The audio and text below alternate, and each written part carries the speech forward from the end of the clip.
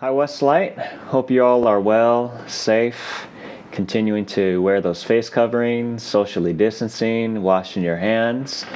And today I do want to talk about how easy it is for us to slip into comparing ourselves to others.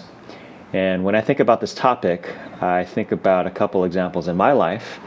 The first being about maybe 10 years ago or so, when I was studying to enter into grad school, and I had to take the GRE. My brother, just so happened, he's 7 years older, but he had a career change, and within a 6-month period, we took the same GRE test during that time. Our results came back, and my brother's really smart. He got about, I think, 97th percentile. That was his score on the GRE.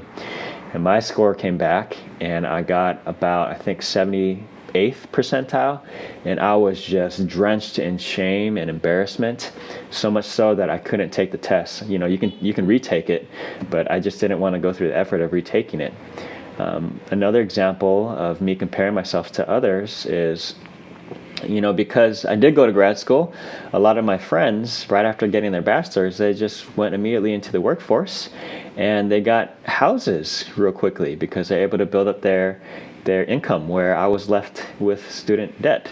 And I always thought, many of you know me, and I'm very linear in my thinking, I'm very structured. And so I always thought that I was going to be a homeowner prior to being a baby. Not prior to being a baby, prior to having a baby. And as you all know, this October I'm going to have a baby, and I'm still living in an apartment.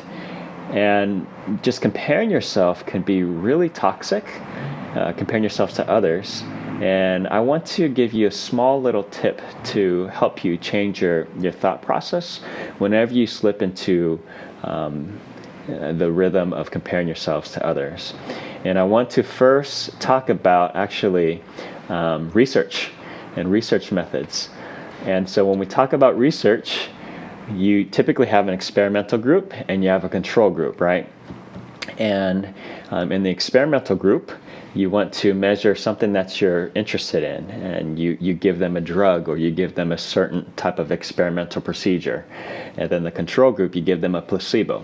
And within these two different groups, you have to make sure that they have the same characteristics, and the only thing that's different is that one variable that you're looking at. So for example, I previously conducted a study on the history of sexual abuse, and if there are neurological correlates, that is, are there brain differences in people with a history of sexual abuse compared to individuals without a history of sexual abuse. So for my experimental group, I had to look for an individual, let's say, for example, a 40-year-old male Asian, middle income, suburban area that he lives in, with a history of sexual abuse, and I had to find a matched control. And in this matched control, in the control group, I had to find another 40-year-old Asian who was middle income, suburban, but without a history of sexual abuse. And it took a lot of effort, and we finally did our study. And it reminds me that what's even better than those studies are twin studies. Because when twin studies, if you have an identical twin, you have one twin in the experimental group and another identical twin in the control group, everything is pretty much the same because they have the same DNA. Oftentimes they grew up in the same type of environment, same set of parents, and there's only one different variable which you put into the experimental group.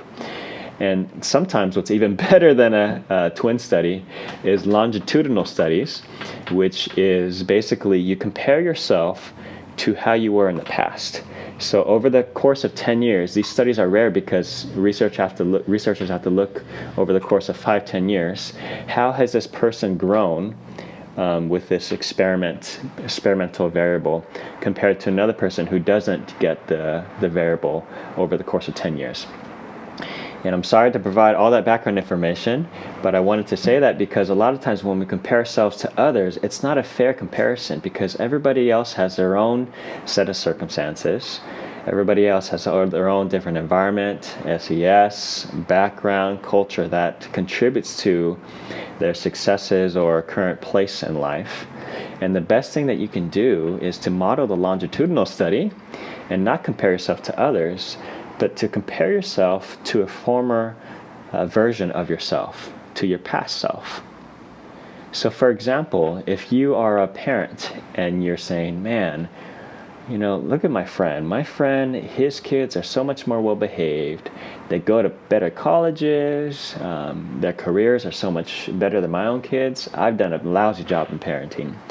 Instead of engaging in that analysis of comparing yourself to your friend, try to do your best to compare yourself to how you were as a parent a week ago, a month ago, a couple years ago. Has there been growth in that area? Have you been more present with your kids? Have you become a better parent? I want to read out of Galatians 6:4-5, and it states, "Make a careful exploration of who you are and the work you have been given, and then sink yourself into that. Don't be impressed with yourself. Also, don't compare yourself with others. Each of you must take responsibility for doing the creative best you can with your own life." So my encouragement with you, or for you today, is whenever you find yourself comparing yourself to others, try to make a mental switch and compare yourself to a past or former self of how you've been in the past. So blessings to you. I hope this was an encouragement to you all. Please stay safe and take care.